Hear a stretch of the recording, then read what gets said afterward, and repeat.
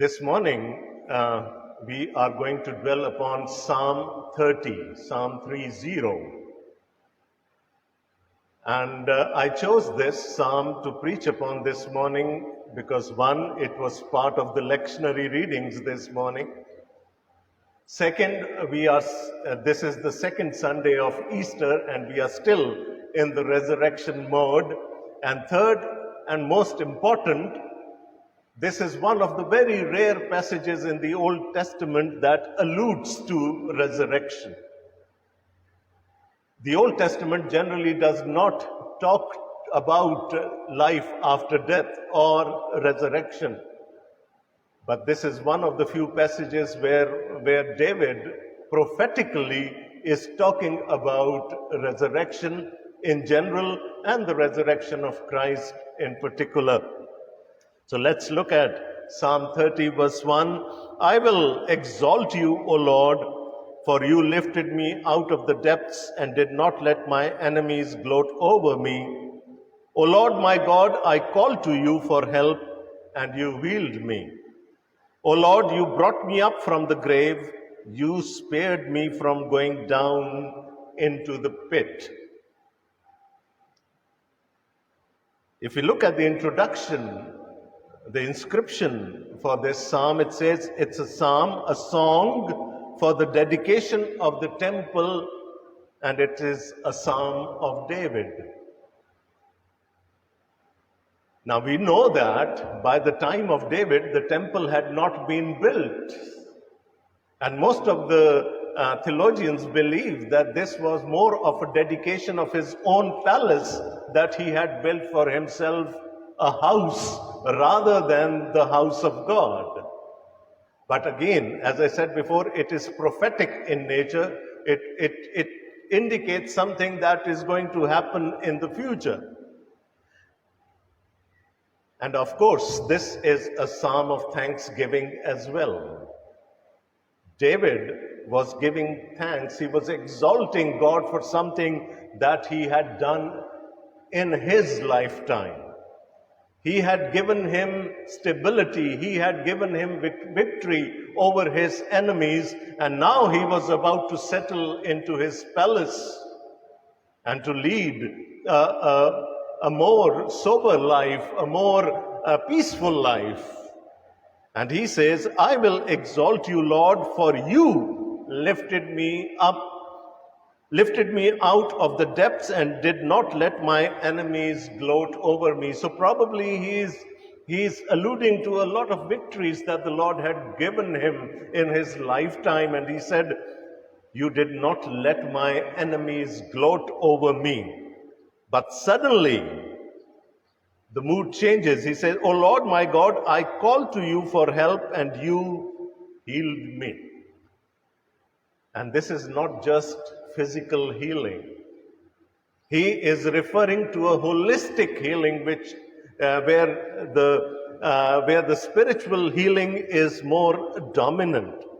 And he says, O Lord, you brought me up from the grave.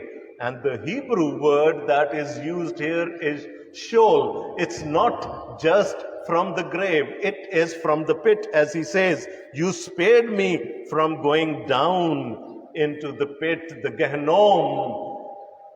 So he said that my deliverance from my enemies was like God delivering us all, God resurrecting us all. When we die, we would go into that pit, into that Sheol.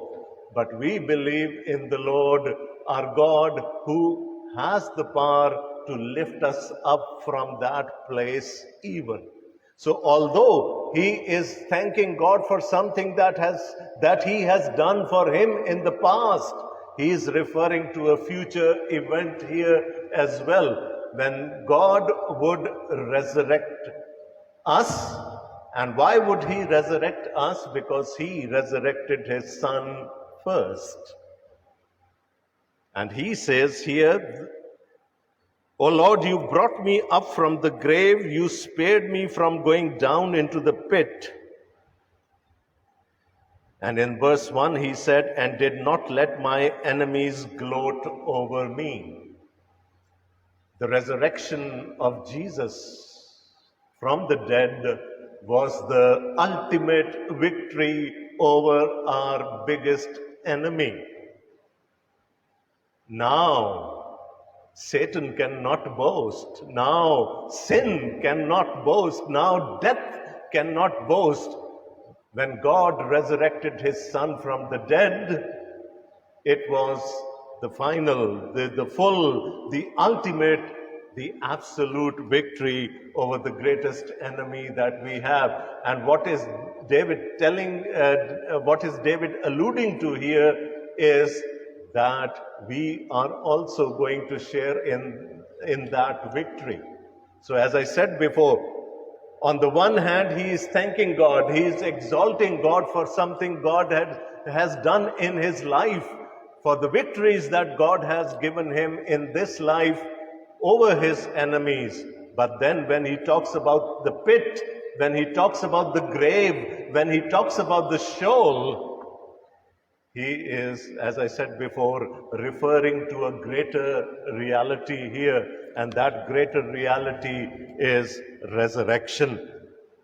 Verse 4 says, sing to the Lord, you saints of his, praise his holy name, for his anger lasts only a moment, but his favor lasts a lifetime. That is the reason why David has that hope that God is ultimately going to resurrect him. Weeping may remain for a night, but rejoicing comes in the morning. For his anger, that's the reason why God is going to resurrect us.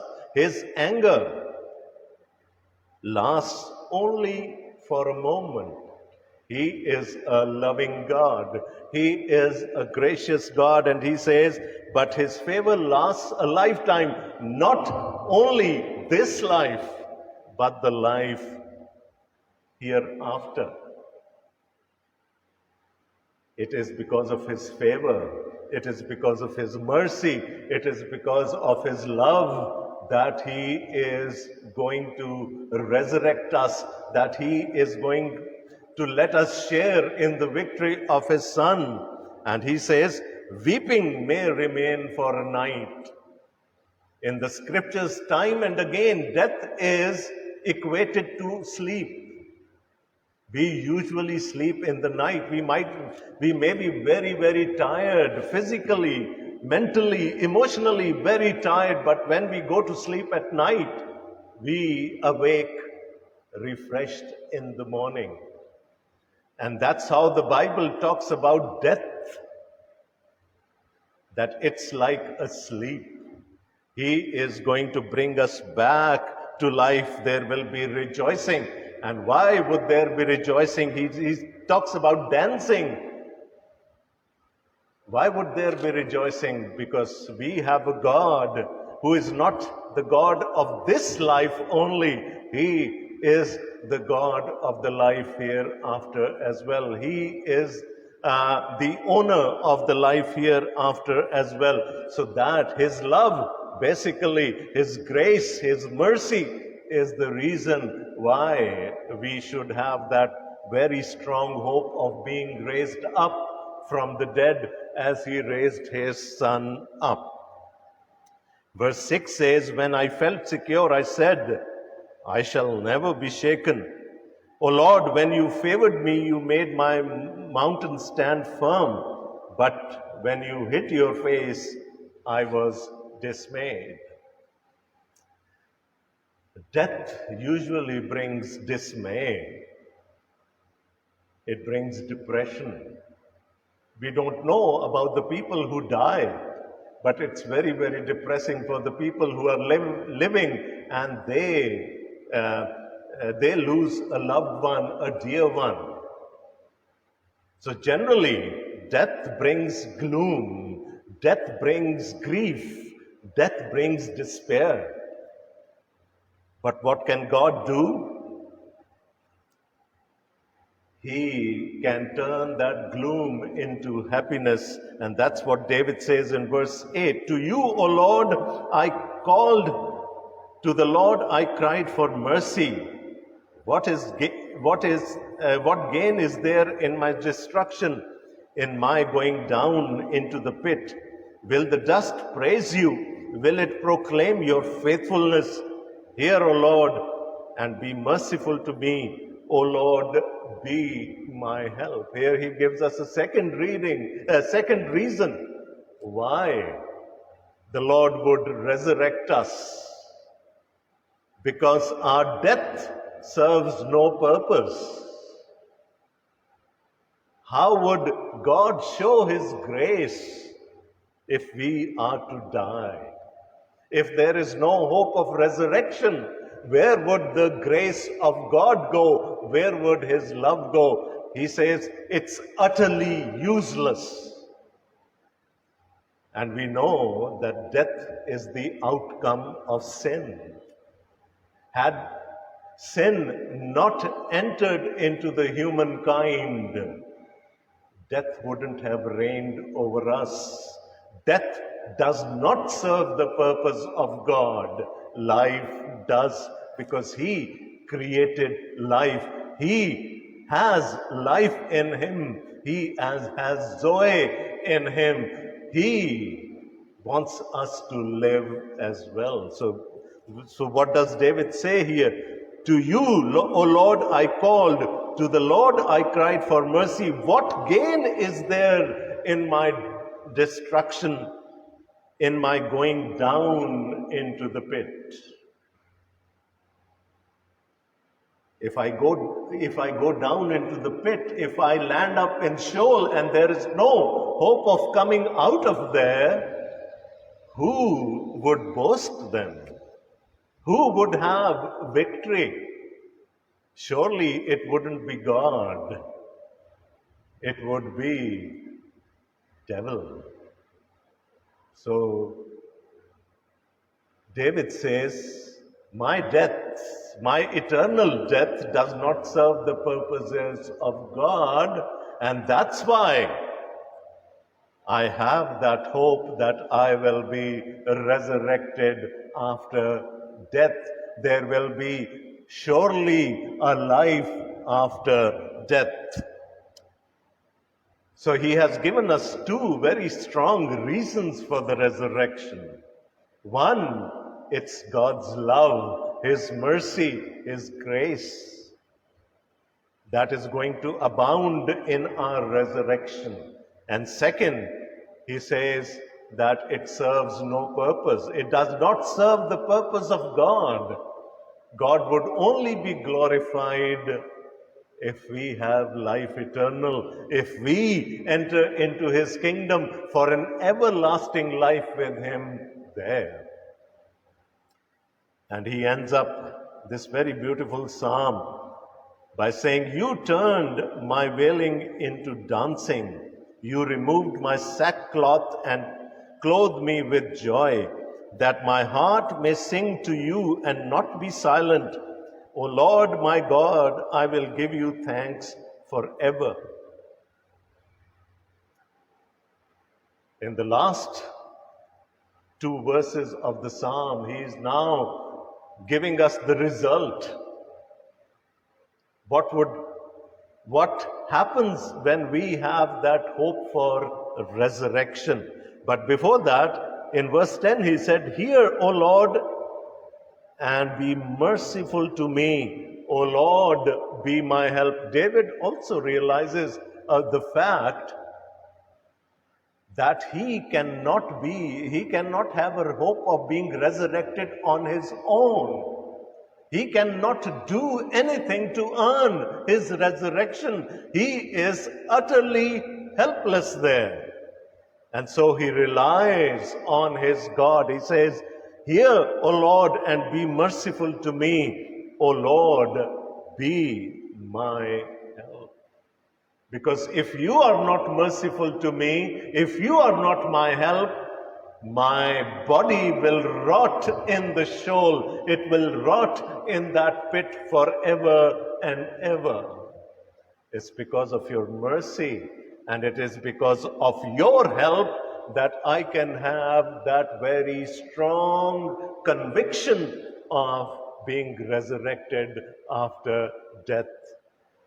You see, when David was writing this psalm, the cross hadn't happened then. The resurrection of Jesus hadn't happened then.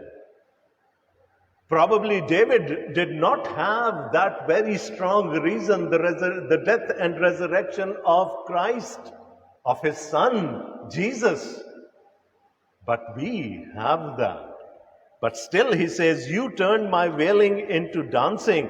You removed my sackcloth and clothed me with joy, that my heart may sing to you and not be silent. That is the result for that very strong hope of resurrection that we have. Should we grieve? Should we be gloomy that we are going to die one day? I think we won't be Christians if we do that. For us, death is a sleep of getting up the next morning into a new life. For us, death is a stepping stone.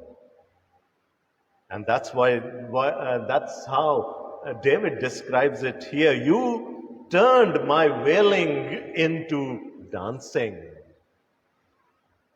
And this is the dance that he is referring to is the way he would dance in the temple of in the house of the Lord, in front of his Lord, as a sign of worship. Well, however we may think that dancing is sinful, remember, David would dance in the presence of his God, to worship him, to glorify his holy name. You removed my sackcloth and clothed me with joy. One, you have given me victory over my physical enemies. And number two, you are going to make me victorious over my greatest enemy. That's why, oh Lord, my wailing, my weeping has turned into happiness, into joy, into that ultimate outburst of thanksgiving, into dancing. That my heart may sing to you and not be silent. O Lord my God, I will give you thanks forever. Because I live in the hope of being resurrected again after death. What does he say? I will give you thanks forever. I can momentarily thank you for all the victories that you have given me over my physical enemies. But for that biggest gift of resurrection, I am going to thank you forever and ever. That is the result of resurrection. As I said before, the cross hadn't happened then. The resurrection of Jesus hadn't happened then. For us, the death and resurrection of Jesus is a reality. He was the first fruit among those who were raised from the dead. And our hope of a life hereafter is not dependent upon some promises, some vague promises. Our hope of resurrection depends upon a historical reality. The world witnessed the Son of God resurrect from the dead. And the world is going to witness our resurrection because we put our faith in the resurrection of Jesus Christ. God bless you all. Let's bow our heads and pray. Father, we thank you and we praise you for the fact that we are not hopeless.